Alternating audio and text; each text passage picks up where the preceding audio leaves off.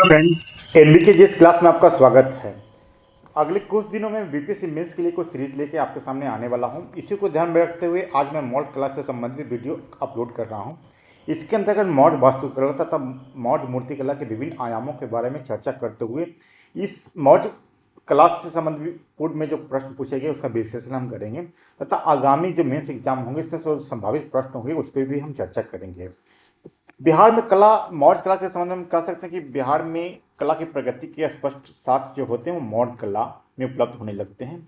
मौर्य कला में वास्तुकला तथा मूर्तिकला विकसित अवस्था तक पहुंच गई थी। यहाँ पे हम लोग देखते हैं कि जो पूर्व में जो प्रश्न पूछे गए हैं उसमें पूछा गया कि मौर्य कला पर प्रकाश डालिए तथा बिहार में इसके प्रभाव का विश्लेषण कीजिए। तो दो पार्ट है, मौर्य कला, दूसरा बात बिहार में इसका क्या प्रभाव पड़ा। तो इसका आंसर में हम इस प्रकार लिख सकते हैं कि मौर्य कला एवं बिहार में इसके प्रभाव पर प्रस्तावना इंट्रोडक्शन देंगे। मौर्य कला के दो पार्ट हो जाएगा, एक स्थापत्य कला या वास्तुकला तथा दूसरा हो जाएगा मूर्ति कला। स्थापत्य कला के अंतर्गत जो चंद्रगुप्त मौर्य की जो राजप्रसाद है, राजमहल है, स्तंभ है, स्तूप है, गुहा भी है, इसकी चर्चा करेंगे तथा मूर्ति कला के अंतर्गत राजकीय संरक्षण में जो विकसित होने वाली राजकीय कला है तथा आम लोगों के द्वारा, आम जन के द्वारा जो विकसित जो लोक कला है उसकी हम चर्चा यहाँ पे करेंगे। इसके अंतर्गत मौर्य कला की विशेषताएं क्या क्या है, स्थापत्य कला व मूर्ति कला की जो विशेषताएं साइलेंट फीचर उसकी हम चर्चा करेंगे।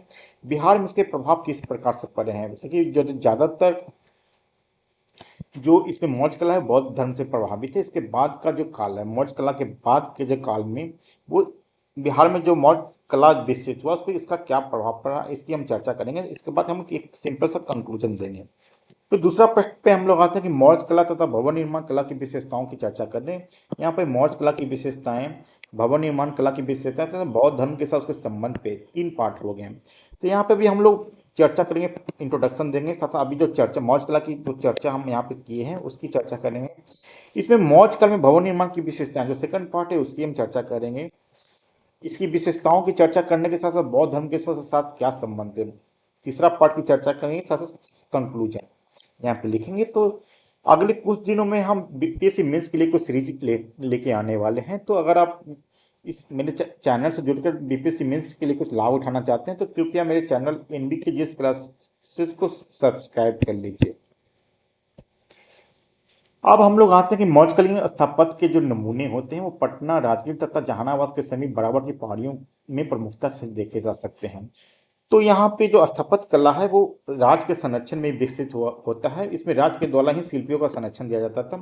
ये जो स्थापत्य कला है वो पत्थर, एकाश पत्थर को ही काट के बनाया जाता था। अभी हम इसको जो चर्चा करेंगे वो चंद्रगुप्त के राजप्रसाद की चर्चा करेंगे, अशोक के स्तंभ की चर्चा करेंगे, इसके साथ साथ स्तूप की चर्चा करेंगे जो कि अशोक के द्वारा बनाया गया था तथा अशोक एवं उसके पुत्र द्वारा जो निर्मित गुफाएं हैं जो कि आजीवक संप्रदाय के लोगों को दान दिया गया उसकी हम यहाँ पे चर्चा करेंगे।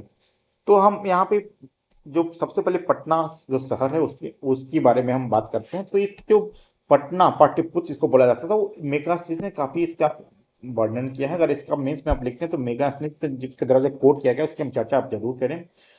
यहाँ पे हम लोग देखते हैं कि मेगास्त्री ने बताया कि पाटलिपुत्र नगर चारों ओर से लकड़ी के दीवारों से घिरा हुआ था। इसके बीच में तीर चलाने के लिए जगह बनाया हुआ था।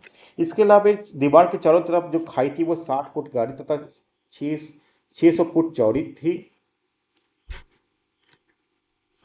इसके अलावा आने जाने के लिए 64 द्वार थे और सभी लकड़ी के द्वारा निर्मित दीवार वहां पे था। तो ये कुछ फीचर है उसकी आप चर्चा करें।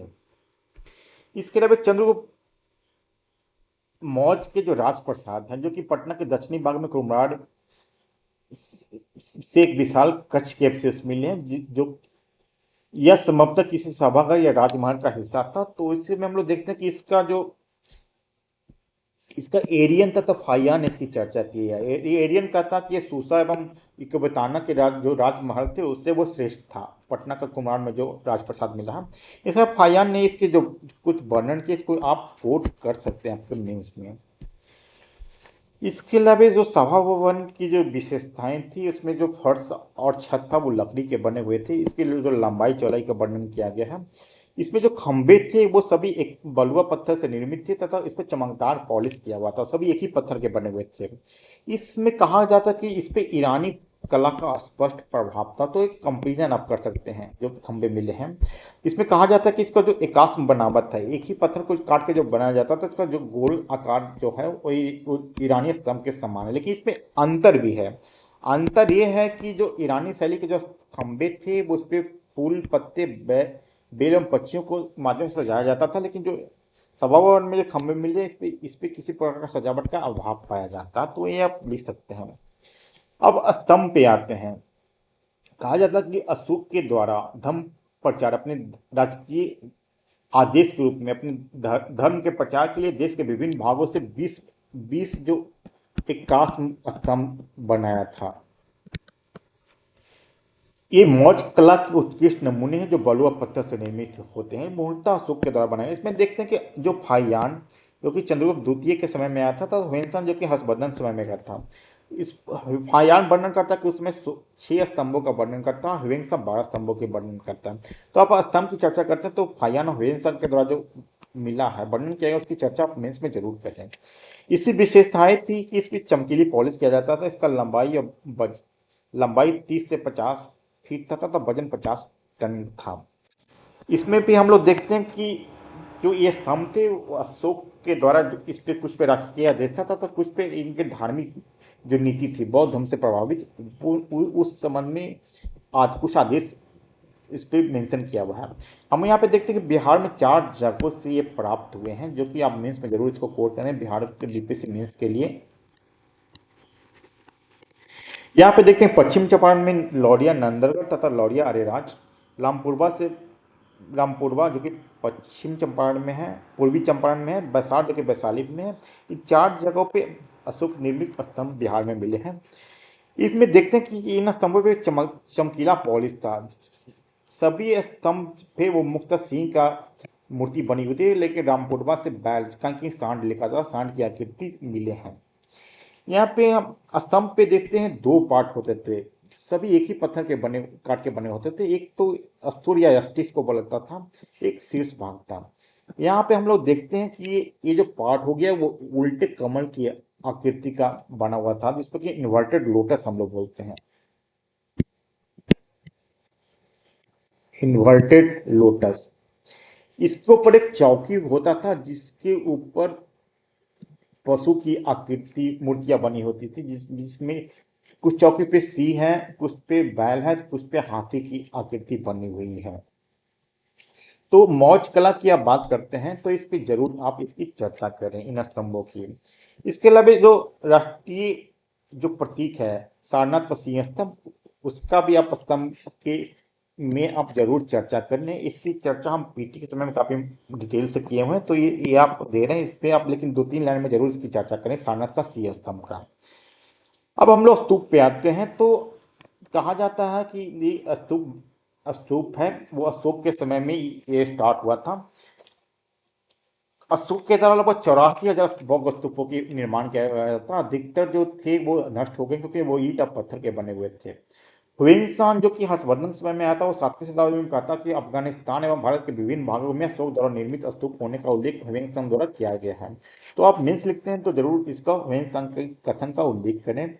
इसके अलावा जो इम्पोर्टेंट है वो सांची के जो स्तूप प्रारंभिक स्तूप है अशोक द्वारा निर्मित है। इसमें पिपरवा, सारनाथ तथा तक्षशिला के जो स्तूप है वो अशोक निर्मित है। इसमें इंपॉर्टेंट प्रारंभिक परीक्षा में जरूर पूछा जाता था, तो मेंस में भी आप जरूर इसको मेंशन करें, धर्मराज का स्तूप जो कि सारनाथ में है। इसके अलावा हम देखते हैं कि जहानाबाद के समीप जो बराबर की पहाड़ियों की गुफाएं मौर्यकालीन स्थापत्य का एक बेहतरीन नमूना है। इन गुफाओं का निर्माण अजीब संप्रदाय के अनुयायियों और बौद्ध भिक्षुओं के निवास के लिए कराया गया था। ये एक ही पत्थर को काट के गुहा विहार बनाया जाता। गुहा विहार कहते किसको है? गुहा विहार जहाँ बौद्ध भिक्षुक रहते थे। ये बौद्ध एवं अजीबों को रहने के लिए निर्मित किया गया था। इसमें हम लोग देखते हैं कि अशोक के द्वारा 4 गुफाओं का निर्माण किया गया था, जिनका नाम है, अपने इसमें जरूर इसको मेंशन करें, रोमेश ऋषि की रोमेश ऋषि की गुफाएं, सुदामा गुफा, कर्ण चौपड़ की गुफा तथा विष्णु झोपड़ी की गुफा। इसके अलावा जो अशोक के जो पौत्र हैं दशरथ, उनके द्वारा भी अजीबक के नागार्जुन पहाड़ियों को 3 गुफाएं दान में दिया गया था। अब हम लोग मौर्य मूर्ति कला पे आते हैं। तो मूर्ति कला में भी मौर्य कला में 2 रूप है। एक तो राजकीय संरक्षण में राजकीय कला विकसित हुआ, दूसरा है कि लोक कला, जो कि आम व्यक्ति के लोक अभिरुचि के पे जो मूर्ति कला विकसित हुई वो उसको लोक कला कहते हैं। यहाँ पे हम लोग देखते हैं कि जो राजकीय कला था वो पाषाण मूर्तियां बनाई जाती थी, जो कि एक ही चट्टान को काट के बनाया जाता था। इसके अलावा जो अभी यह स्तंभ की चर्चा की, स्तंभ के ऊपर जो मूर्तियां होती थी जिसमें कि मुख्यतः सिंह थे, बैल थे, हाथी थे, अश्व थे, ये सब मूर्तियां जो बनाई जाती थी वो भी राजकीय संरक्षण में बनाया जाता था। इसके अलावा लोक कला के अंतर्गत हम लोग यक्ष याचनी की मूर्तियां देखते हैं। पड़खम गांव से यक्ष की मूर्ति जो मिली है, दीदारगंज से चामरग्राहिणी की जो मूर्ति मिली है, पटना के लोहानीपुर से जैन तीर्थंकर की मूर्ति मिली है। इसके अलावा कुछ आम व्यक्तियों से संबंधित नर नारी की मूर्तियां तथा पशु पक्षियों की मूर्तियां भी बने हैं। ये सभी लोक कला के विषय हैं। तो अब मूर्ति कला का विषय वर्णन करते हैं तो वो राजकीय कला तथा लोक कला दोनों का चर्चा करें तो आपका आंसर ऑथेंटिक एवं पूर्ण होगा। हम लोग राजकीय कला में हम लोग देखते हैं तो ये मूलतः जो थे पत्थर, धातु तथा हाथी दांत पे बनाए जाते थे, जो कि एक जो पाषाण होते थे पत्थर, तो एक ही मूर्ति को काट कर बनाया जाता था। इसके अलावा जो राजकीय कला में हम किसी मिट्टी की मूर्ति नहीं देखते हैं, लोक कला के अंतर देखते हैं, लेकिन राजकीय कला में हम इसको नहीं देखते हैं। तो ये कुछ विशेषताएं उसको आप मेंशन कर सकते हैं।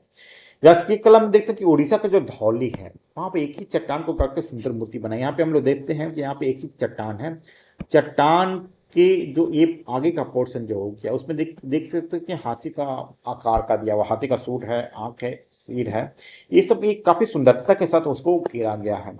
इसके अलावा स्तंभों के ऊपर जो हम लोग आकृतियां देखते हैं, जैसे कि संकीसा में हाथी है, रामपुरवा में बैल या सांड बोला जाता है, सारनाथ में 4 सिंह हैं तथा लौरिया नंदगढ़ में सिंह हैं। तो ये कुछ मूर्तियां हैं जो कि राजकीय संरक्षण में ये बनाया गया था। इसके अलावा लोक कला काफी इंपॉर्टेंट है, ताकि आपके लोक कला का वर्णन किए बिना आपका जो आंसर है वो पूरा नहीं हो पाएगा।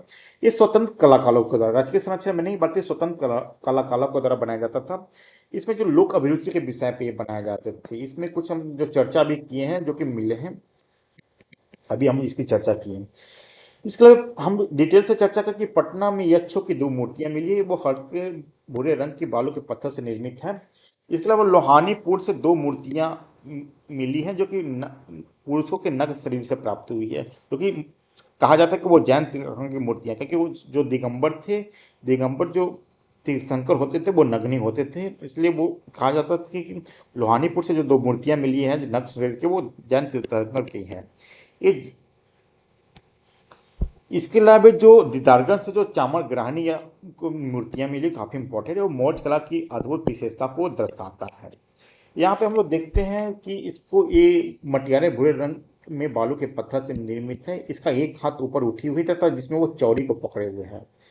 इसका शरीर का ऊपरी भाग खुला है, जबकि कमर के नीचे का भाग कपड़े व आभूषण से ढका हुआ है। ये चेहरे पर सुंदरता के साथ साथ शांति की अभिव्यक्ति को प्रदर्शित करता है। तो आप जो चमर ग्राहिनी या यक्षी, दीदारगन यक्षी को है उसका जरूर आप मेंशन करें, जो कि लोक कला में आपका आंसर को सही करेगा, ऑथेंटिक करेगा। इसके अलावा हम लोग देखते हैं कि जो मौर्य काल में जो यक्ष याचनी की मूर्तियां थी, बाद में चल के जो बुद्ध एवं बोधिसत्व की मूर्तियां बनने लगी, इसका जो प्रादुर्भाव होता है वो मौर्य काल से ही स्टार्ट होता है। इसमें हम लोक कला के अंतर्गत देखते हैं कि मिट्टी की जो मूर्तियां बनने लगी थी, जिसमें कि नर नारी की मूर्तियां बड़े पैमाने पे मिलते हैं। तो इसके अलावा कुछ पशु पक्षियों की मूर्तियां भी मिली है, जिसमें कि सारनाथ, मथुरा, बसार, कुम्हरार के स्थानों पर खुदाई से मौर्यकालीन पशु पक्षियों की मूर्तियां भी मिली जो कि मिट्टी के बने होते थे। अब मौर्य कला की विशेषताओं की हम वर्णन करेंगे। मौर्य कला की विशेषताओं में हम लोग आते हैं तो यहाँ पे हर एक जो मूर्ति थी वो चमकदार पॉलिश किए हुए रहता था। इसमें मूर्तियों में भाव अभिव्यक्ति अलग तरह की प्रदर्शित करता था। सभी मूर्तियां एक ही पत्थर को काट के बनाया जाता था। मौर्य कला में जो मूर्तियां मिली इसमें पत्थर और मिट्टी की बनी है, धातु की कोई मूर्तियां नहीं मिली। तो ये इसकी विशेषताएं हैं। इसके अलावा कुछ मृण मूर्तियां जो खिलौने टाइप के होते हैं वो मिली है, जिसमें पशु पक्षी खिलौना तथा मानव है। ये जो मृण मूर्तियां हैं जो कि गैर धार्मिक नेचर के होते थे, आम जीवन से संबंधित जो होते थे उससे उससे संबंधित मृण मूर्तियां बनी है। मौर्य काल में जो चुनार के बलुआ पत्थर है तथा परखम से किसी चित्तीदार लाल पत्थर है, उसका इस्तेमाल बड़े पैमाने पे किया गया था। तो ये इसकी विशेषताएं हैं। इसके अलावा हम लोग देखते हैं कि चमकदार पॉलिश जो कि सम्राट अशोक के कालखंड की मूर्तिकला की काफी विशेषताएं हैं। जो कुछ चर्चा हम पहले भी किए हैं, जिसके यहाँ पे देखते हैं कि पड़खम से जो 7.5 फीट की ऊंची दिगंबर की मूर्ति मिली है लोहानीपुर से।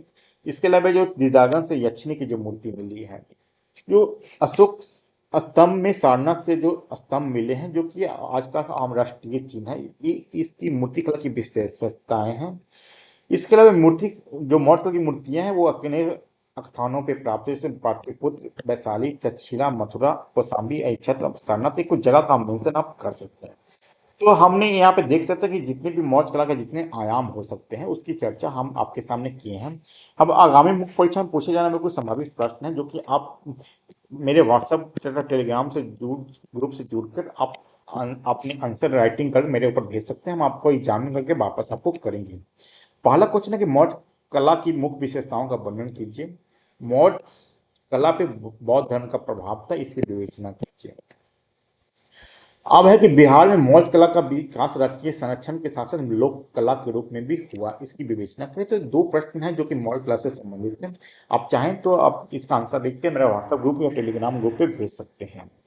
तो मैं समझता हूं कि आपको वीडियो मेरा ये कैसा लगा कमेंट बॉक्स में लिख के जरूर बताइए। तब तक अब तक मेरे चैनल को सब्सक्राइब नहीं किया तो कृपया चैनल को सब्सक्राइब कर लीजिए। धन्यवाद।